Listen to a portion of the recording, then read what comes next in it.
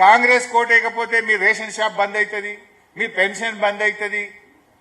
నీ అయ్యే జాగిరా, నువ్వెవరి బంద్ చేయడానికి? This is democracy. నీ ఇంట్లోకెళ్ళి ఇస్తున్నావా, నీ నాయన డబ్బులు ఇస్తున్నావా? ప్రజల సొమ్ము ప్రజలకు ఇస్తుంది, ఇది ప్రభుత్వం బాధ్యత. కానీ ఇలా ముఖ్యమంత్రి ఏంటంటే ఓటమి భయం పట్టుకున్నది, చెప్పుకోవడానికి ఏమీ లేదు. అందుకే ఇలా రేవంత్ రెడ్డి బ్లాక్ మెయిల్ కు పాల్పడతా ఉన్నాడు, ప్రజలను బెదిరించే ప్రయత్నం చేస్తా ఉన్నాడు. ప్రజాస్వామ్యంలో బెదిరింపులకు తావులేదు, స్కీములు బంద్ చేస్తా అని చెప్పడానికి అవకాశం లేదు. ఇది కేవలం నీ ఓటమి భయంతో, ఫ్రస్ట్రేషన్తో ఇవాళ ముఖ్యమంత్రి గారు బ్లాక్ మెయిల్ కు పాల్పడతా ఉన్నాడు. అంటే రేవంత్ పాలన is a blackmail government. దీన్ని ప్రజలు గమనించాలని చెప్పి కూడా నేను కోరుతా ఉన్నా.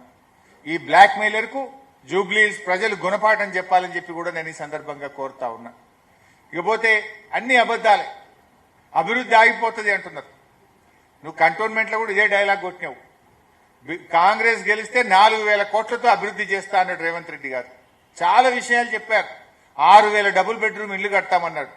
నేను రేవంత్ రెడ్డి సవాల్ చేస్తున్నా, ఆ రోజు కంటోన్మెంట్ ఎన్నికల్లో ఇదే హౌసింగ్ మంత్రి పొంగిలేటి గారు వెళ్లి కాంగ్రెస్ గెలిస్తే 6,000 డబుల్ బెడ్రూమ్ ఇల్లు కట్టమన్నారు. ఒక్క ఇల్లు కట్టారా కంటోన్మెంట్ లో? ఎక్కడ కట్టారో చూపియండి, మేము రావడానికి సిద్ధంగా ఉన్నాం. కంటోన్మెంట్ లో మీరు ఆ రోజు 23 కోట్లతో స్పోర్ట్స్ కాంప్లెక్స్ కడతామన్నారు. ఎక్కడ కట్టారో చెప్పండి, పోదాం చూద్దాం. స్పోర్ట్స్ కాంప్లెక్స్ ఎడగట్టినరో? రెగ్యులరైజేషన్ ఆఫ్ డిఫెన్స్ ల్యాండ్స్ అన్నారు.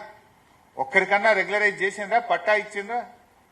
అంటే ఆనాడు అబద్దాలు చెప్పి ప్రజలను మభ్యపెట్టి మీరు కంటోన్మెంట్ లో గెలిచింది. కంటోన్మెంట్ లో ఇవాళ పోయి చూస్తే అన్ని గుంతలు, ఎక్కడ చూసినా పాట్ హోల్స్ ఉన్నాయి.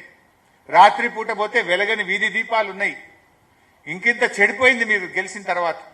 రోడ్లన్నీ గుంతలమయం, రాత్రి పూట వీధి దీపాలు వెలగని పరిస్థితి ఏర్పడ్డది. నువ్వు కంటోన్మెంట్ లో ఇచ్చిన ఏ ఒక్క హామీ కూడా అమలు చేయలేదు. ఇలా బీఆర్ఎస్ వచ్చినాకనే అట్లీస్ట్ నిన్ను పరిగెత్తిస్తున్నాం మేము. ఇలా జూబ్లీహిల్స్ నువ్వు ఉరుకురికి పనిచేస్తున్నావు అంటే ఎందుకు చేస్తున్నావు? ఇంతకుముందు నువ్వు జూబ్లీహిల్స్ లో ఏం పనిచేయలేవు. ముఖ్యంగా అజరుద్దీన్ మంత్రి చేసినావు.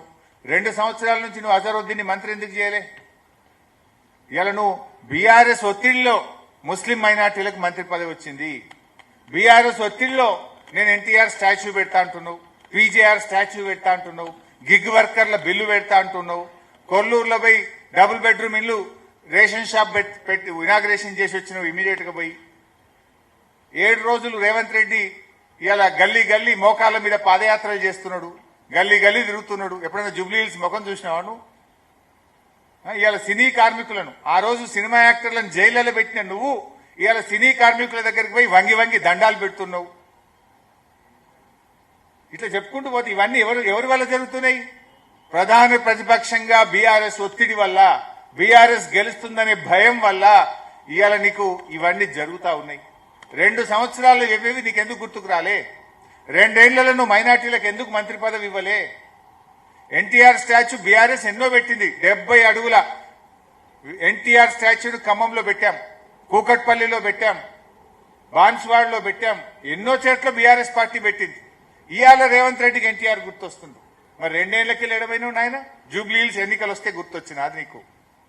మైనార్టీలు గుర్తొస్తారు, ఎన్టీఆర్ గుర్తొస్తాడు, పీజేఆర్ గుర్తొస్తాడు. మరి ఆ పీజేఆర్ కొడుకు ఎందుకు టికెట్ ఇవ్వలేను?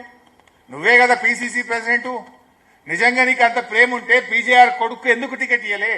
ఇవాళ పీజేఆర్ మీద నీకు ప్రేమ గుర్తొస్తుందా? పీజేఆర్ కు మంత్రి పదవి ఇవ్వకపోవడం వల్ల, కాంగ్రెస్ యొక్క అరాచకం వల్ల ఆ రోజు పీజేఆర్ చనిపోయింది గుండాకి.